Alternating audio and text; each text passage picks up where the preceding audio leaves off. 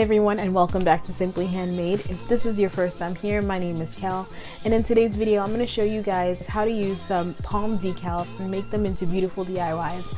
Now WallPops actually sent me a couple of items, so you're going to see a couple more DIYs using their products, and I actually really like their stuff. I've purchased them in the past, and when they reached out to me to do a collaboration, I jumped on it because I know that their products are amazing and I know you guys will love them too. So if you guys are interested in WallPops, or if you're interested in the decal that I use, I'll link it below. You can also use my coupon code to get 30% off of your next purchase. So yes, definitely use the coupon. If you're interested in knowing how to create these DIYs, just keep on watching. I actually made this first DIY on Home Talk Live, so what you'll need to do is grab some tiles from Home Depot and paint the top and sides white.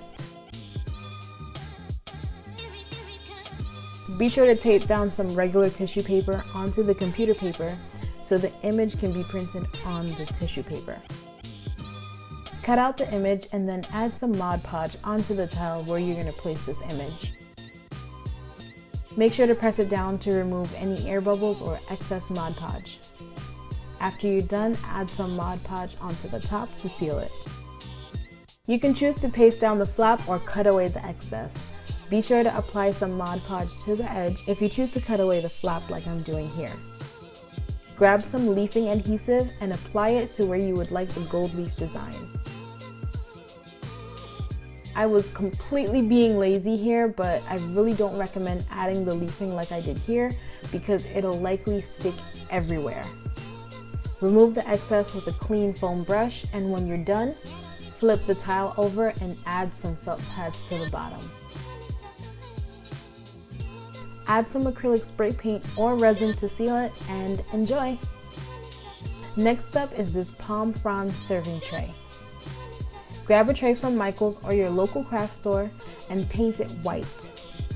It took me about 2 to 3 layers to get it perfectly white. Flip it over and add some glue to the bottom of the tray to prevent any resin from leaking through. While the tray is still upside down, add some decorative edges. The first screw ended up going through, so I pre-drilled a hole, removed the screw, and cut it down with some tin snips.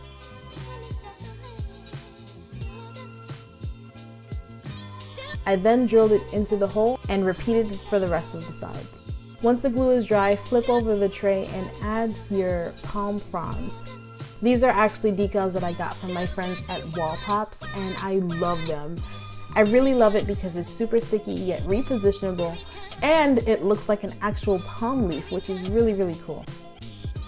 Place the palm leaves where you'd like it and cut away the excess with a box cutter or an X-Acto knife. Once you have the decals in place, you're going to want to add some resin. I suggest following the instructions to a T because you don't want the resin to come out sticky. Right here you'll see that I have the resin warming up as it said in the instructions if it feels cold. Then all I did was measured out equal parts of resin and hardener and mixed it for 2 minutes. After, I transferred it to a clean container, and with a new stirrer, I mixed it for another minute and then added it to the tray. I decided last minute I wanted to have some glitter, so I added it to the top to create like a little water effect. I think it really let off like a Caribbean vibe. So in hindsight, I should have Mod Podged the glitter to the bottom of the tray because it ended up spreading further than I would like it to. Let the resin cure for about 3 days and it's ready to be used. Up next, I repurposed the frames I used for the living wall DIY. I took the glass panel and added the decal like I would for a screen protector. I slowly added it and removed any air bubbles as they came along. I then added a chain to the back of the frame and hung it up. I wanted to hang out with my husband outside, so I decided to make a runner on the table with the decals.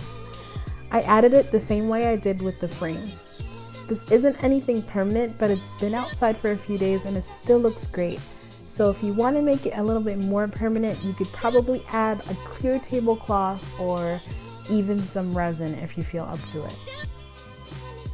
I hope you guys enjoyed the video, and a special thanks to WallPops for inspiring me to create these DIYs. If you're interested in WallPops or their products, be sure to use the 30% off discount code linked in the description below. Thank you guys so much for watching, and I'll see you in the next video. Bye. I really did want to eat out here, but yeah, no, I'm not doing it. There's a dead bug in my drink. That looks like a hornet or something. Ugh!